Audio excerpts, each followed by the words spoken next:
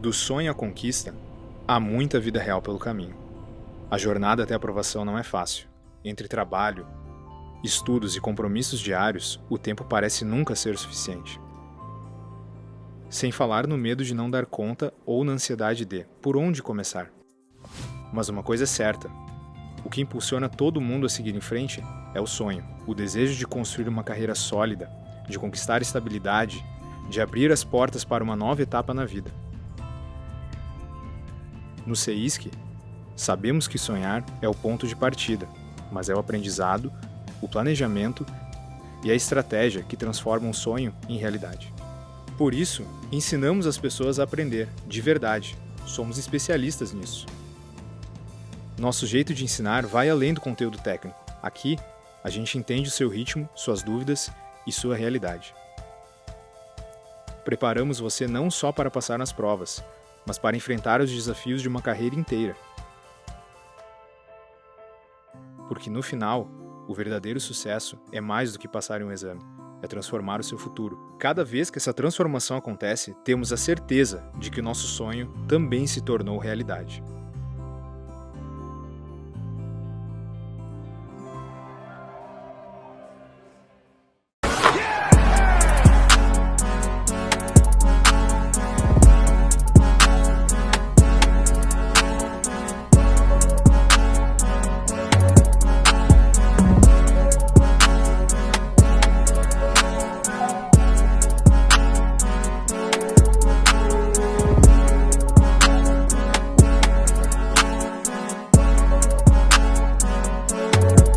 Fala pessoal, tudo bem? Sejam bem-vindos ao podcast Papo de Basquete.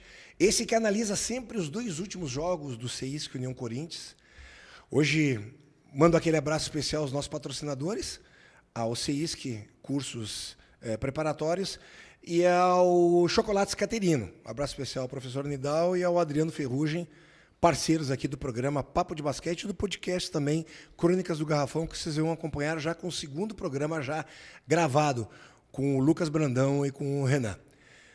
Hoje o meu convidado é ele, simplesmente acabou com o cachê do podcast de tão caro, Jami Friedrich. Bem-vindo. Mas hoje, né, o cachê é como convidado, né? Não é como co-apresentador. Exato, por isso Né? que eu tô falando. Acabou, não tem mais para semana, pro mês todo agora não tem mais, a gente não tem mais dinheiro para convidar. Cruxê, é bom a gente estar fazendo esse bate-papo aqui porque os dois últimos jogos, né, são dois antagonistas. Dois opostos, né, que aconteceram em Santa Cruz do Sul. Torcida, mais uma vez, muito forte a presença da torcida. A gente até imaginava que no segundo jogo não ia ter uma grande presença devido ao resultado do primeiro. Mas um pouco menor. Mas é um pouquinho menor, mas ainda assim mantendo aquela grande média de 3 mil torcedores. Exatamente, né? Então, a gente tem aqui dois grandes jogos para a gente comentar por aqui, duas histórias completamente diferentes nessa caminhada do União Corinthians. Pois né, Jaime? E aí eu te falo, duas caminhadas completamente do União Corinthians. Como é que tu enxerga isso, para nós depois esmiuçar os dois jogos, né? Como é que tu enxerga isso?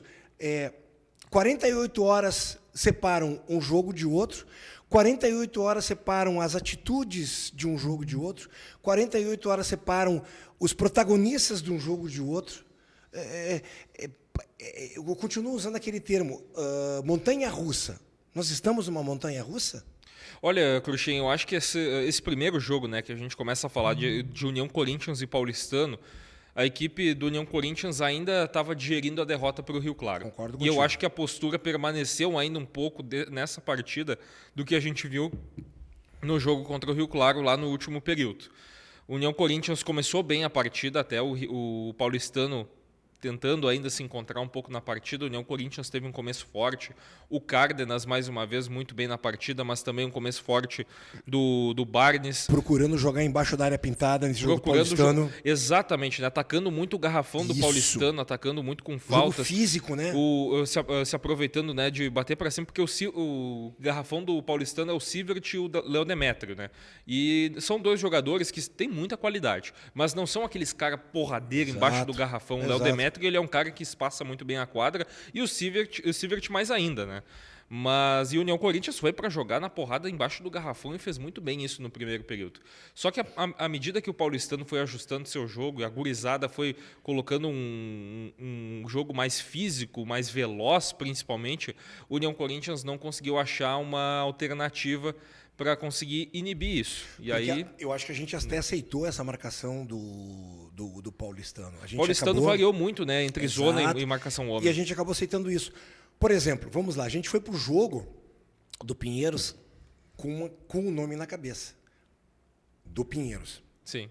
Quem era? O jogo contra o Pinheiros e o Sloan. Nós fomos com o Sloan na cabeça. Cara, inacreditável a defesa que o Barnes fez, que o Veríssimo fez. Pouco tempo o Góes marcou ele. Mas, cara, foram para tirar o cara do jogo. E o que fizeram? Tiraram o cara do jogo. O cara fez falta, o cara ficou brabo, o cara tomou falta técnica e tudo mais. Quem era o cara do Paulistano que ia tomar esse tipo de atitude? Vitinho Hunter. e o Hunter. Não, na verdade são 3 jogadores. Vitinho, o Hunter e o Gui Abreu. Mas o Vitinho apareceu, ele não era tudo isso no jogo do primeiro turno lá, ele jogou com uma sequência, a gente tomou 30 Sim. pontos na cabeça, Sim. ele entrou naquele combo junto. Não, mas sim, entendi, Aqui ele botou a bola. o teu ponto. É isso que eu tô querendo dizer. Cara, o Hunter era o cara que nós tínhamos que estar preocupado.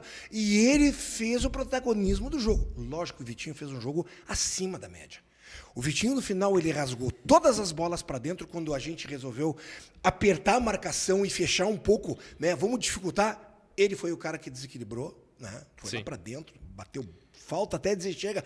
Bônus, então, acho que foi os últimos 3 quartos que ele fez com bônus. Falta e cesta. Mas o Hunter foi o cara que, nas horas que onde que o Paulistano abriu aquela diferença, fez a gordura deles, foi o cara que chamou a jogada. Naquele momento que o União Corinthians ameaçava colocar um pouco mais de pressão no jogo. Para trazer diferença. O Hunter ia lá, pegava uma bola, pedia assim, ó, espaço a quadra, 1 contra 1, pegava, arremessava de 3 e caía. Exatamente. Então, é por isso que eu te faço as perguntas, né? É lógico, concordo contigo, acho que a gente vinha daquela porrada de Rio Claro, que não foi bem digerida, bem administrada, né? A gente já fez os comentários, eu, para mim, coloco muito na conta da comissão técnica, por ter mexido errado, por ter feito escolhas erradas, ter tirado jogadores que estavam no time correto. E eu acho que ainda aconteceu isso um pouco contra o Paulistano. Também acho.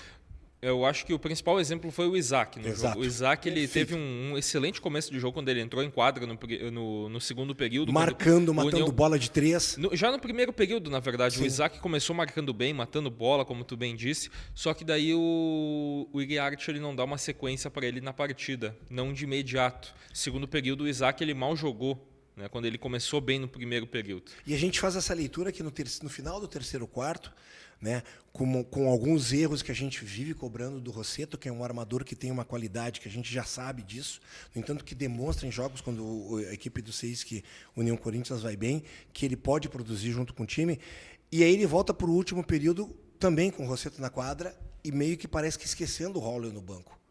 E aí, com o tempo, parece que não, o Holler tem que estar em quadra, o Isaac tem que voltar também, mas aí já a porteira já estava aberta, tu entende? E aí a gente sentiu. Só que tem uma coisa, né, Jaime? Vamos lá.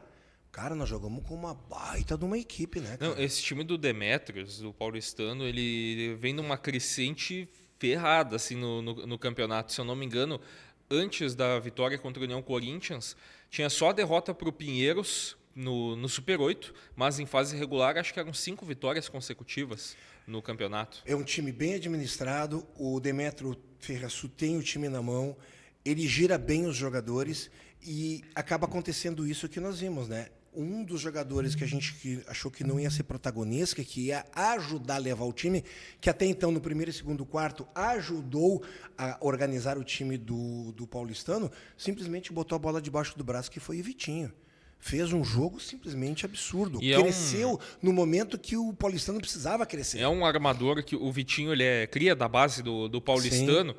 E é um cara que já virou o homem de confiança, né, do coach Demetrios. E o Vitinho é um cara que vem mostrando uma evolução, assim, um jogador que o Paulistano ele já vinha tendo jogadores com um QI muito avançado de jogo para a idade desses atletas.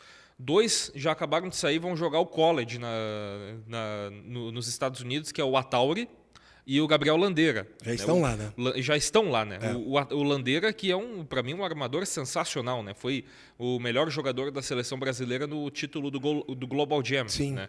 E o Atauri também foi um dos melhores jogadores daquela campanha.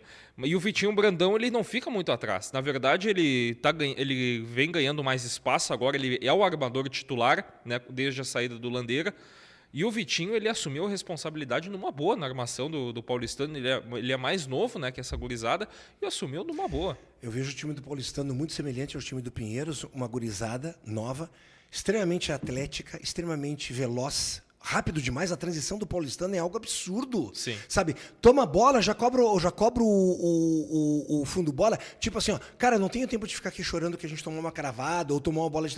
Bate fora e vai embora. E até por isso, Cruxem, é mais impressionante porque o Paulistano ele perde o Atauri e o Landeira faltando semanas para começar o NBB. E se pensava assim, o Paulistano perdeu duas das suas principais peças, claro que são jovens jogadores, né? Havia uma tendência de sair, mas eram duas peças fundamentais. E o Paulistano ele não vai atrás de um substituto assim de imediato. Veio o Hunter, né, no começo da temporada, mas foi só isso. E o Demétrio está fazendo um trabalho espetacular com esse time. Veio o Léo Demétrio também depois nesse time do Paulistano, que completa o garrafão assim como luva. Bom jogador, bom jogador. O Gui também, é o Gui, né? O Gui Abreu. Gui Abreu fez um excelente jogo, faz uma leitura muito boa de jogo, um jogador perigoso. É que o Gui Abreu, ele é um jogador que ele é bem alto, ele é um jogador com uma grande envergadura, mas ele tem uma agilidade muito grande, ele sabe, ele joga de costas para cesta, sim, joga de mas três, ele chuta de três e ele tem um QI de jogo muito bom também, ele pensa muito bem o ataque, ele pega bastante rebote e ele arma muito bem os ataques também. O Gui Abreu, ele é um jogador que ele tem a bola na mão para armar muitos ataques. Ele não fez muito isso contra o União Corinthians, mas ele é um jogador que ele sabe fazer essa característica de jogo também. Na realidade, a gente fez um primeiro período, como tu falou, primeiro e segundo quarto bom, né? Constante, né? Mas aí a gente dá aquela desligada de chave muito forte, na metade do terceiro quarto, muito forte, e a gente nota isso na reação dos jogadores. Apáticos, né? O fulano tomava corte, o ciclano não ia fazer a cobertura, ficava olhando, sabe? A gente teve um momento bem nervoso do Devon Scott. Sim. Né? Então, a gente notou que ali ficou claro a questão que a irritabilidade ela era uma constante no time todo, né? E a torcida não consegue compreender isso. Por que a torcida não consegue compreender isso? Porque a gente não quer... Jaime, eu acho que a gente não tem obrigação... Lógico, o próprio Iriarte, quando veio aqui e conversou com a gente no Crônicas de Basquete, do Garrafão, ele fala que ele quer a equipe dele produzindo e guerreira, ele quer uma equipe que seja competitiva e que dentro de casa seja um motivo para sempre ter uma vitória, né?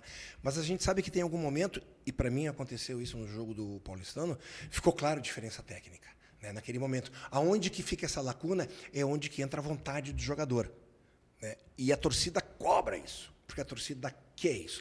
A torcida quer aquela vontade, aquele sangue nos olhos, no bom sentido de estar disputando até o final. Foi o que o Viana falou, que estava na cabine junto comigo, tu estavas lá na quadra, né? Perde, sem problema nenhum. Nós devemos perder para uma grande equipe. Como tem algumas equipes que a gente pode enumerar, que se vier aqui em Santa Cruz do Sul e a gente perder, a gente sabe que isso é plausível. Mas briga até o final, faz vender essa derrota até o último segundo. Até porque o Paulistano vinha de um grande jogo na Copa Super 8 contra o próprio Pinheiros. Um jogo que foi para 2 prorrogações em 114-108, né? Que o Paulistano foi perder lá no Henrique Villaboim. É uma equipe que não se entrega até o final, o time do Paulistano. Foi um placar bem baixo também, né? Eu queria pontuar isso, 74-63. Ataque do União Corinthians muito improdutivo na partida. Exatamente. E a gente pode rever que uma mudança de postura acontecendo ou endurecendo um pouco mais o jogo, Caxias 2 dias depois ganhou do Paulistano lá dentro. Né? Uma equipe que eu coloco o Caxias no mesmo nível técnico que o time do União Corinthians. No entanto, que a tabela mostra isso. Não vejo uma disparidade muito grande. Lógico, como bairrista, como... Eu sou natural de Caxias do Sul, né? Mas eu me criei aqui dentro, né? Meu título foi aqui dentro. É lógico que eu vou torcer sempre para o time do União Corinthians, para o CEISC, né? Mas a gente sabe que eles estão ali. Então, comprovado que Caxias deve ter feito um jogo bom, um jogo aguerrido, não quis vender a sua derrota de maneira nenhuma e brigou até a final e acabou ganhando. Mas terminou aquele jogo com uma sensação tipo assim, cara, não tá legal isso. O meu comentário no final do jogo, que eu inclusive fiz para ti, que foi para as redes sociais, né, falando isso, né? Mais uma vez, se mexendo em momentos errados, jogadores. Mais uma vez a comissão técnica perdendo o time. O Isaac foi uma grande um exemplo do que aconteceu, né? E a gente, quando eu iniciei o comentário de sexta-feira na Gabine, né, que o Viana sempre pede, Cruxem, a sua manchete. Falei, bom, se eu falei que o jogo de quarta-feira ia ser difícil, já na quarta-feira eu falei que esse jogo ia ser mais difícil ainda. Então, o jogo de hoje, Viana, Jaime e ouvintes, é um jogo muito mais difícil que nós estamos jogando contra o líder do campeonato. É o então líder do campeonato Pinheiros, Isso. que vinha naquele momento, né? Vinha de uma campanha de vice-campeonato na Copa Super 8. Um time que numa ascensão assim impressionante, o Gustavinho fazendo um trabalho que eu até falei na transmissão, né, Cruxem lembrava do trabalho que ele mesmo fez com o Paulistano há mais ou menos 10 anos atrás, que foi campeão do Novo Basquete Brasil com, lá na época, um jovem Iago, um jovem Jorginho, começando o Lucas Dias também nos primeiros anos de profissional. Aí tinha no seu elenco também, se eu não me engano, tinha o Pecos, eu acho que estava naquele time. Enfim, o Guilherme Ubner também estava naquele time. Rosão, que chutava de 3. E né, uma mescla de alguns jogadores pontuais assim estrangeiros, também alguns pontuais também veteranos, mas principalmente jovens jogadores no elenco. Esse é o time do Pinheiros, que está fazendo uma grande campanha do Novo Basquete Brasil, que vinha um grande momento. A gente, na partida também, na ocasião, o Pinheiros tinha acabado de ter a convocação de um atleta para a seleção brasileira, que é o Pedro Pastre, né? E, enfim, moral lá em cima que o Pinheiros vinha aqui para Santa Cruz do Sul. Não tinha feito uma grande partida contra o Caxias, ganhou num placar baixo, mas ainda assim tinha ganhado, mantido a sequência boa de vitórias. Mas aí acontece o quê? A postura completamente diferente do elenco. Então mais uma vez a gente fala que quando a gente cobra, né, e a gente faz a cobrança na parte positiva, a gente faz a crítica na parte construtiva, que essa equipe tem potencial, foi nos mostrado contra Franca, foi nos mostrado contra Bauru, foi nos mostrado contra Pinheiros. Do começo do pulo-bola, o Devon Scott pulou, cara, o Diallo acho que deve ter pensado, não vou pular essa bola, sei que lá. Cara, ele saiu um tanto assim mais que o Diallo, jogou a bola para trás, e já no primeiro ataque a gente errou, mas a gente recuperou a bola e tudo mais. Cara, e a gente dificultou o máximo que a gente pôde o time do Pinheiros. Teve torcedor, teve aspirantes a comentaristas aí de rede social que falaram que o Pinheiros amassou o aro. Eu concordo. Até porque a estatística mostra isso, né? O Pinheiros amassou o aro, mas amassou o aro porque teve a pressão de todos os jogadores do União Corinthians. Fez o cara jogar livre, mas fez chutar da posição que ele não gosta de chutar. Não é a zona de conforto dele. Fez chutar quando estava no segundo 22, 23, e a torcida gritando e vaiando. E não adianta de nada também um time como o Pinheiros amassar o aro, né, Cruxem? E se o União Corinthians não aproveitasse também, né? Perfeito. E o jogo não foi um jogo assim, tipo, abre-se porteira 20 pontos para um time, abre-se porteira 20 pontos para outro time. A gente teve um momento muito bom no jogo. No final do jogo, inclusive. A 16 pontos, né? No terceiro período. No terceiro período foi 16 Isso. pontos, porque na realidade o Pinheiros estava incomodado.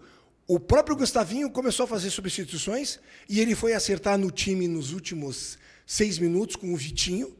Com o Cauã Pacheco. Com o Cauã Pacheco. Com o Betinho. Com o Betinho. Ele acertou esse time depois, mas ele demorou muito. Graças a Deus. Né? Porque o time... O Sloan, ele nem termina o jogo. O Sloan é o grande destaque do Pinheiros, né? Mas o Gustavinho viu o Sloan não tá bem hoje. Tem problema. Termina esse time aqui na partida. Só que eu achei que a postura do time do Seis com o União Corinthians foi uma postura diferente. Aguerrida, reboteira, bola dividida, transição rápida. Cara, teve uma bola que eu acho que foi o Gregatti disparou num arremesso que nós fizemos, um ataque de 2 segundos, que eu não gosto desses ataques, já te falei, não existe defesa que suporte ataque de 2 segundos quando dá a bola no aro. O Betinho pegou a bola e jogou por cima do Cárdenas por o Gregatti. E o Cárdenas meio que estava chegando no ataque, já teve que voltar para a defesa. Pegou completamente ele no contrapé. Ele olhou a bola por cima, o Gregatti pegou a bola e estava fechando em bandeja. O Holloway largou o homem dele no meio da quadra e grudou o Gregatti na tabela. Cara, isso foi no primeiro quarto, velho. O Cárdenas abriu a caixa de toco, deve ter dado uns 2, 3 tocos. O Holler deu mais um debaixo do aro lá. Não sei quem é que foi subir, ele botou a bola no toque e botou para baixo. Não, eu vejo assim que o Pinheiros sentiu muito esse cartão de visitas, né, que o União Corinthians deu logo de cara na partida. O Pinheiros, ele começa a partida já levando porrada a torto e direito. Exato, né? exato. Então, Um jogo forte. Viu que o jogo não ia ser fácil assim nesse sentido. Não é como se o Pinheiros ele começa o jogo não amassando tanto o aro também. Foi muito mais porque o União Corinthians impôs uma defesa muito forte. Depois o Pinheiros começou a amassar um pouco mais o aro, mas é porque já estava totalmente desconfortável e cansado devido à intensidade do União Corinthians. Então é isso que eu falo. Os mesmos jogadores que a gente criou uma expectativa de um jogo 48 horas antes, retribuíram de uma maneira espetacular, sabe? E a gente sabe, torcida é passional, né? Nós, a imprensa, não somos passionais. A gente torce, mas a gente sabe analisar da maneira fria. Só que eu sempre falo, vitória te traz paz no vestiário, comissão técnica, diretoria e a torcida, que é o importante, né? Mas jogadores, por exemplo, o Rossetto, né, que a gente vem comentando, e eu também venho comentando sobre isso, que é um jogador que tem sido altos e baixos, parece uma montanha-russa, né? Cara, ele entrou e ele não comprometeu, diferente do que ele fez contra o Paulistano. Errou bola, errou passe e tudo mais, chutou 2 bolas, deu airball. Né? Sim. Cara, ele entrou e não comprometeu. O André Góes entrou e não comprometeu, entregou pro jogo, entregou assistência. Quem veio do banco eu gostei bastante foi Rafael Ritzheimer. Boa. O tempo que ele jogou, ele foi extremamente produtivo. Exatamente. E eu acho que ele podia ter tido um pouquinho mais de tempo, não ele com o Devon Scott, porque eu acho que fica muito lento o time, mas ele jogou, sei lá... 10 minutos ele jogou. Muito produtivo. Sim. Muito produtivo. Deu toco, fez a leitura que ele precisava ir lá para baixo, ele foi lá para baixo, tomou porrada. Levou falta. Levou falta, foi pro lance livre, meteu o lance livre. Isso aí. Sabe? Então, a gente sabe que os jogadores, eles têm essa possibilidade e eles produzem, porque eles nos demonstram isso. Então, isso é uma coisa que tem que ter imbuídos nele. É difícil, é difícil. Nós fizemos um papo aqui do Crônicas do Garrafão com o técnico e eu usei o termo, é frustrante, né? Depois daquele jogo de Rio Claro, né? Ele falou, pô, tipo assim, o que você acha? É frustrante. A tendência dele, Jaime, do Toca, que é o assistente técnico, do Rafael, que faz parte da comissão técnica, fisioterapeuta e tudo mais, é tentarem tirar o melhor desses jogadores no momento que eles estiverem em quadro. Eles são obrigados a tentar tirar o melhor disso. Os jogadores têm que se dar o luxo de deixar a comissão técnica tirar o melhor deles, mas eles têm que estar afim de fazer isso. E eles mostraram isso no jogo contra o Pinheiros. Pois é, e o que me chamou mais a atenção... Depois confere, 5 jogadores com mais de 10 pontos, né? Olha, a gente teve na estatística 4, na verdade. A 4? Isso. 4 jogadores, né? 4. O Barnes terminou com 18, o Hollowell com 16. Aliás, o Hollowell com 3 tocos na partida. 3 tocos. O Hollowell pregou, acho que as 3 situações ele pregou a bola na tabela, assim, já logo armando para contra-ataque, né? Absurdo. E o Hollowell, a gente já ressaltou várias vezes, né, Cruxem? É o jogador mais importante do União Corinthians na atual temporada. É um jogador muito completo, ele pega rebote, ele sabe distribuir o jogo também. Tanto é que é o primeiro jogador do União Corinthians a ter um triplo-duplo na temporada. Não só na temporada, sim, né? Desde que voltou a elite do basquete. E o Hollowell é um cara que quando ele tá assim, afim na partida, o Hollowell, eu falava muito com os torcedores de fora, né, aqui do estado, que principalmente torcedores do Bauru e do Minas, né, que é onde ele passou. E o Hollowell, de vez em quando, ele tinha aquela síndrome de protagonismo, botar a bola embaixo do braço, eu vou resolver o jogo agora. Né? Tem situações que isso dá muito certo quando o jogador está quente, mas tem vezes que quando o jogador está afundado. Eu lembro muito bem da partida contra o Brasília, né, que aconteceu isso. O Hollowell não estava bem, bateu essa síndrome nele e afundou cada vez mais ele na partida e também o União Corinthians. Então tem momentos para isso acontecer. O Hollowell fez isso muito bem contra o Pinheiros. Chegou o momento que precisava dele, botou a bola embaixo do braço, eu vou decidir o jogo, decidiu.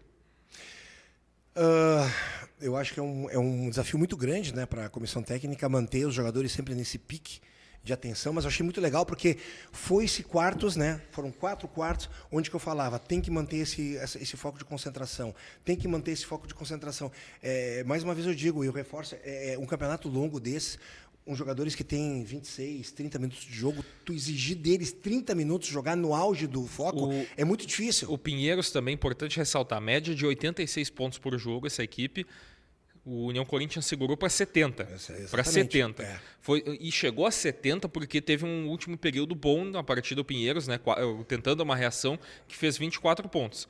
Mas até ali, o União Corinthians vinha fazendo um trabalho defensivo impecável para segurar esse super ataque do Pinheiros. E como a gente sabe, né? Um bom ataque começa por uma boa defesa, né? É. Nós temos agora sexta-feira, né? O jogo contra o Osasco. Que Enio Vec pela frente. Entalado, porque a gente realmente, naquele jogo lá em Osasco, a gente pediu para perder aquele jogo. A gente não conseguiu jogar bem e tudo mais. Eu acho que um desses jogos parafrasear uma frase do professor Nidal, mandar um abraço para ele, é inegociável esse jogo, né? Esse jogo a gente tem a obrigação de ganhar dentro de casa, tem que fazer por onde, não adianta só entrar com salto alto e achar que só no nome vai ganhar. O ex-técnico do Rodrigo da Silva, ele brincava comigo dizendo não existe jogo fácil, né? Porque eu tinha feito uma pergunta, né? Dizendo, mas o que eu quero dizer é que tem certos jogos que nem o professor Nidal disse, né, Cruxem, que são inegociáveis. Inegociáveis. Né? Inegociáveis. Não que seja fácil, mas que seja inegociável tu querer perder. Vai ganhar, se quer dizer ganhar de um ponto, não interessa, vai jogar mal, vai ganhar de um ponto. É. Vai manter a mesma performance, vai vir para dentro da quadra, vai botar 3 mil pessoas no ginásio e vai ganhar bem. Isso que é o importante. Até porque nós temos um jogo em Caxias que vai ser bem delicado na sequência, né? Pontuações, né? Primeiro, pro jogo contra o Osasco, o União Corinthians tem que ter muita atenção no americano deles, o Anthony Harris. Sim. É o principal, é o segundo melhor cestinha na temporada do Novo Basquete Brasil, tem médias de 17 pontos por jogo. É um cara que vai ter a bola na mão o tempo todo, nesse time do Enio Vec, né? Grande treinador histórico, Enio Vec. E o jogo contra o Caxias já vai ter carinha nova, né, Cruxem? Dia 5 de março, contra o Caxias, já deve ocorrer a estreia do Jonathan Oliveira. Estamos curiosos para ver como é que o Jonathan vem para somar nesse time. Até porque ele já está treinando, né, com a equipe desde o início do ano. Então, já vem integrado ao grupo, não está atuando dentro de quadra, mas entrosamento já está muito bem junto com a equipe. Jaime, obrigado pelo bate-papo, obrigado pela entrevista. Eu sei que a gente vai pagar, tu passa no caixa e depois pega teu cachê. Vou precisar esse mês. Não, tô brincando. Pessoal, foi isso aí. Analisamos 2 jogos contra o Paulistano e contra o Pinheiros. Voltamos na sequência para ver os próximos jogos do CEISC União Corinthians. Confira com a gente lá no canal do YouTube da 107.9 Gazeta FM. Forte abraço. Do sonho à conquista, há muita vida real pelo caminho.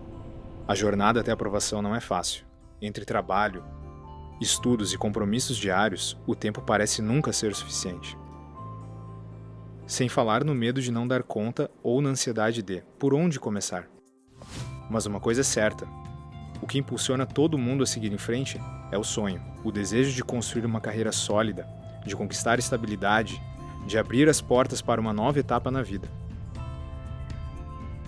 No CEISC, sabemos que sonhar é o ponto de partida, mas é o aprendizado, o planejamento e a estratégia que transformam um sonho em realidade.